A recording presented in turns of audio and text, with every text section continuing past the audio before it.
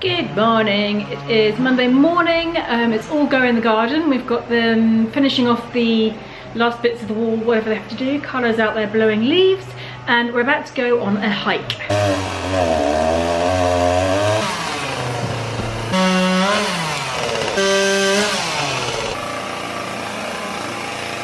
Right, dog out, cat in. Let's go. Today Tommaso is coming with us, hopefully. Io non lo vedo. Eccolo là.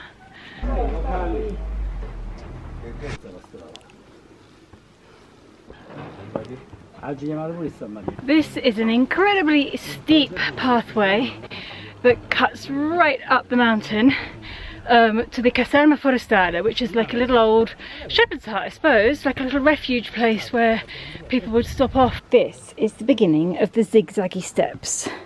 It does this up, up, up, up, up, up, up, up, up, up, up, up, up, for ages. The secret to doing steps like this without killing yourself is to do it as slow as possible. If I was doing this on my own, I'd probably be at the top by now and I'd be exhausted. Carlo's really, really slow, so I'm going more at his pace today, and it's actually quite pleasant.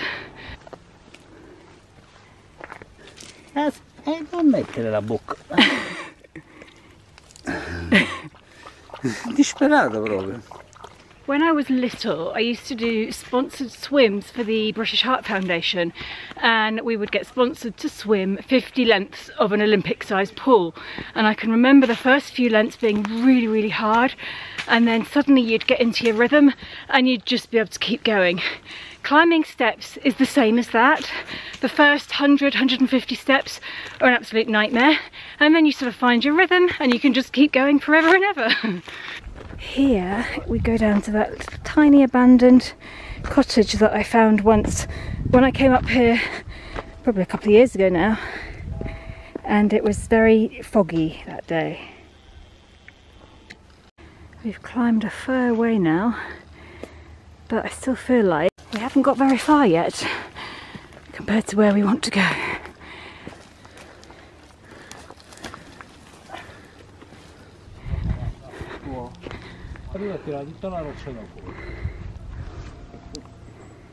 And we are starting to see a bit of fire damage now from the terrible fires that we had a couple of summers ago.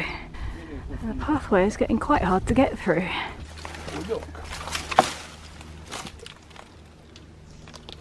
Carlo has checked it out, and there is still a pathway on the other side, so we're going through.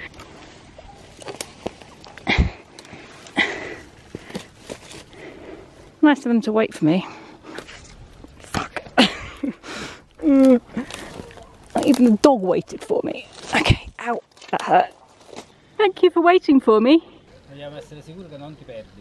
Honestly, I am not 100% sure that this is the pathway that we should be on. Okay, there was far too many fallen trees back there. It was completely unpassable, so we had heard that it was pretty bad. So we've given up on that, we've come back again, and we're carrying on climbing up. Whew.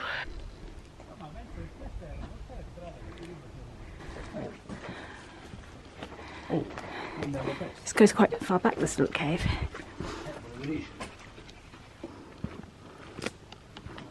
These bottles work so well. I put just boiled water in here with some lemon and ginger before I left at about 10:15. It's now 12:15 and it's still too hot to drink. This is known as the Caserma Forestale.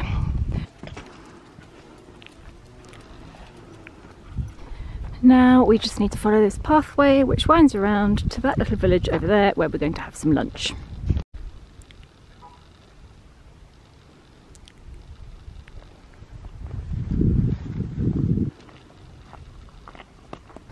Dove siamo qua, amore?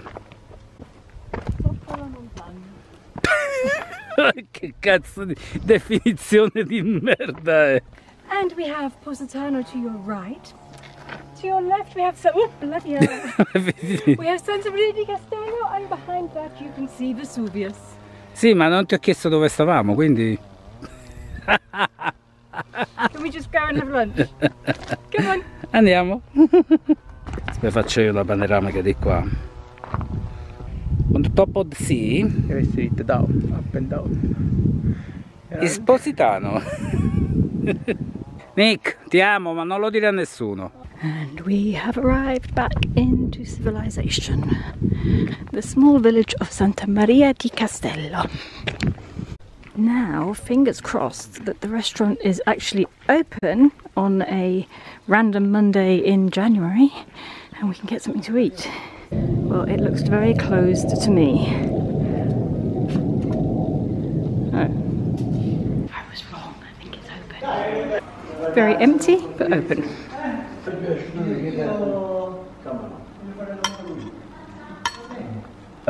Cioè, tu stavi andando a prendere l'aereo per... Che buono. Per il signorino. And now we just need to find our way back down to Positano again. We're going to take a different route down.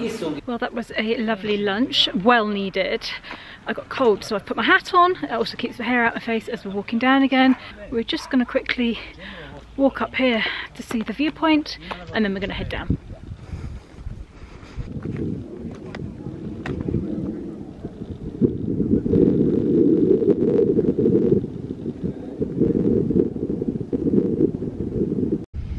For me, this is one of the best views of Positano. I feel like you're in a helicopter. Well, the helicopters normally fly below this, so it's definitely better than a helicopter view. Anyhow, we're going to make our way down now. I wish I could have a helicopter just to take me home. And we got home just in time to collapse on the sofa because we are absolutely exhausted. That was a very long walk, but it was absolutely lovely. And that is just in time because I don't think I could have walked any more. So I'm going to sit here, I'm not going to move, and I'm going to have a nice big cup of tea. Our neighbour's cat, Ettore, seems to prefer our house to their house. He will not leave. I'm going to leave him under the table because he's not doing any harm, and go out and see what Carlo is up to. What are you doing? Sto spianando tutto qua per mettere la casetta per le papere. Our next project at home is we've decided that this area here, we were going to get chickens, but now we're debating whether we should get ducks, because apparently ducks are much better than chickens. Yeah, we're still debating, but we're going to use this area. It's a perfect little area because it's shady under the lemon tree there. It's far enough away from the house to not be annoying, but it's near enough that you can look out the window and see. The debate is out whether we're going to get chickens or ducks. Leave me any comments below if you have an opinion on it, because I'd love to know. There is one thing which I'm slightly worried about. Actually, there's two things which I'm slightly worried about. One of them has just arrived. Don't know whether these cats are going to be a problem. Luca is busy pruning the persimmon tree up in the top garden. Today I am making a mushroom risotto. I'm sticking a little bit of pancetta in and some garlic, and I'll probably stick some spinach in too because it's got to be used. There's so much in the garden at the moment. Right, I'm going to leave it to sit for a while, and I need to get some potatoes and see if there's any onions left in the garden. The potatoes are kept at the very, very back of the garden in an old little shed area that apparently they used to keep pigs in. It's always a little bit cobwebby in here.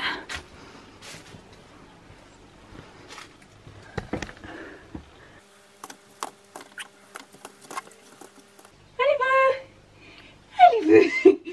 She's trying to find me. She's outside. Out here I might as well grab a few lemons because I know I've just used the last one. I also need some onions and some tin tomatoes.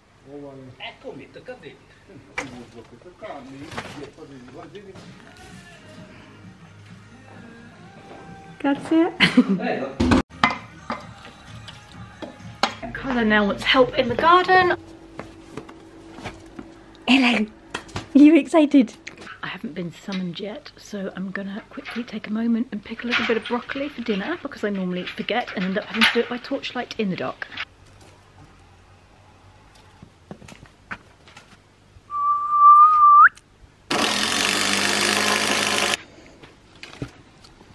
do not want to fall into that. Whether we get chickens or ducks, they are going to need a bit of roofing. And luckily, tucked away in one of these little store areas, we've got this old corrugated iron. There's loads of it there, so that's what we're going to use. We are all about the recycling here because it just means we don't have to carry anything down from the road.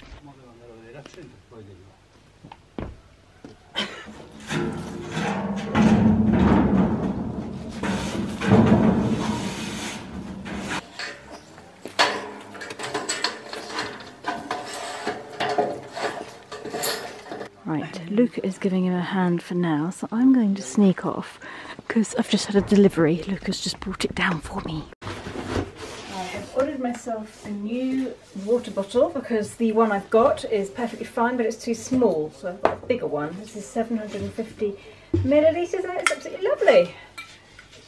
I like that. I think there could possibly be quite a nice sunset happening, so me and Holly are taking a quick little walk just to have a look. And as usual on our afternoon walks, Kitty has come too.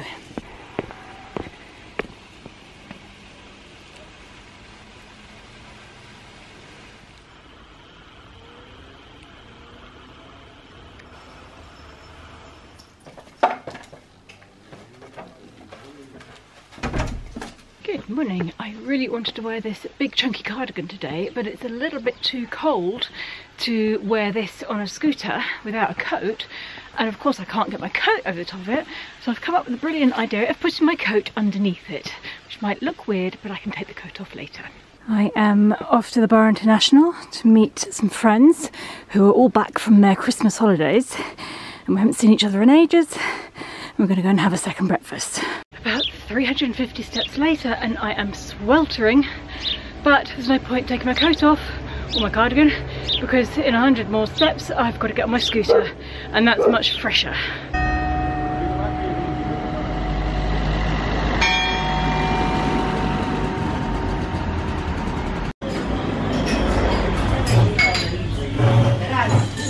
Hello. Hello.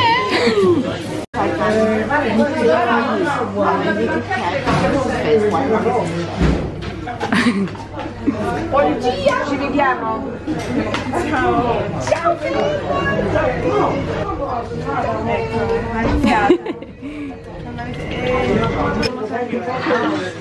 No, perché not for you.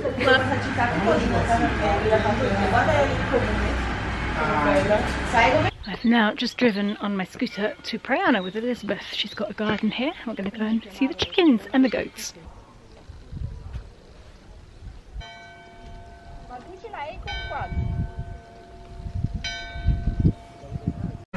Ah, eccole.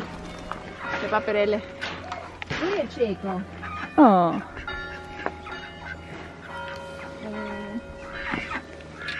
Ma lui sente lei e segue lei. Where do they lay their eggs? In the toilet. Ciuppi ciup. 1, 2.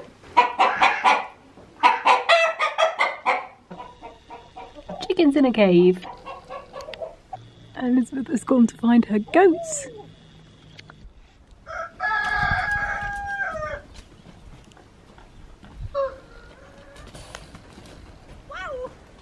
Right, today it is not great weather, it's been raining all morning, so we're staying in and I'm going to go through some Amalfi Coast books with you. These are nearly all written by people who live here, so they're just good books to look out for. Let's get straight into them. So the first one, I've already mentioned this is the newest moon guide to the Amalfi Coast. It's written by my friend Laura Thayer. She lives in Amalfi and she's been living here for over 10 years. I would 100% buy a travel book written by a local rather than a travel book written by somebody who is just visiting the place for a few days.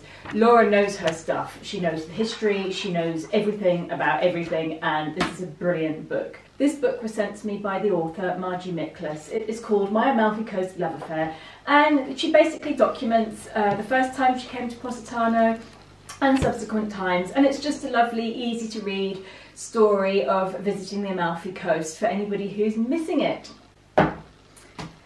This is a very useful book to have. It is called The 100 Beaches of the Amalfi Coast, and it is exactly what it says on the cover.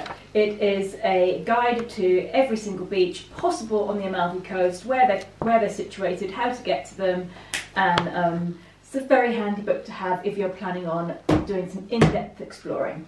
The next book came out last year.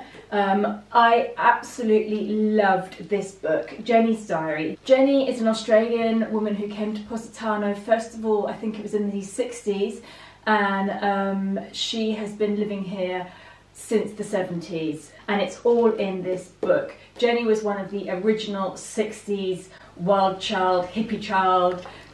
She really lived life in the swinging 60s, and then they came to Italy.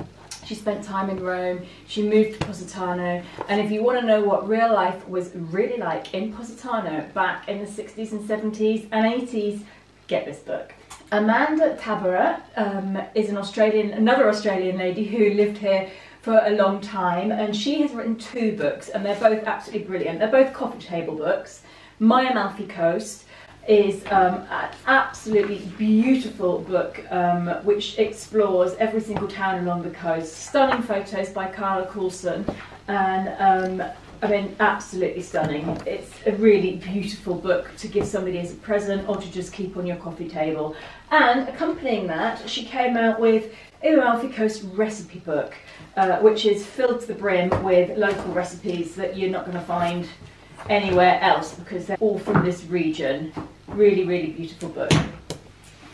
So, I think you can find most of these books on any big major bookseller, Barnes & Noble, Amazon obviously, and of course if you're coming to the Amalfi Coast you can buy them in many shops around the towns as well. The rain has stopped. The sun was out briefly for a moment and I thought let's go and take a quick walk, and of course the sun went straight back in again, but that's okay. We're going to go for a little walk now and make the most of it while it's not raining.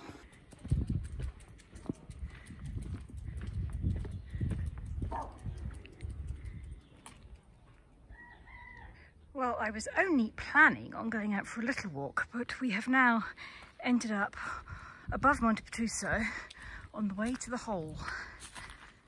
And I can hear voices, there's people up there.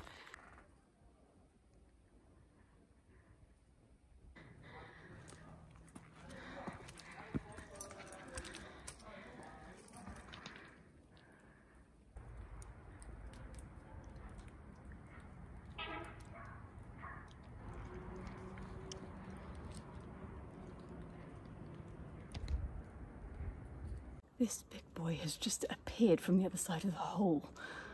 Holly is a little bit scared because he's rather large. His name is Rock, according to his collar. Is he scary? Is he a scary big doggy? Okay, so Holly got slightly more than she bargained for on that walk. The dog belonged to the climbers there, so they had to call her. And we are escaping back down again because things got a little bit hectic there. Anyway, that's the end of the video for this week. I hope you've enjoyed it. I hope it hasn't been too boring. By the way, we're now back on the idea of getting chickens and not ducks. So if anybody's got any advice, that would be wonderful. And I'll see you next week.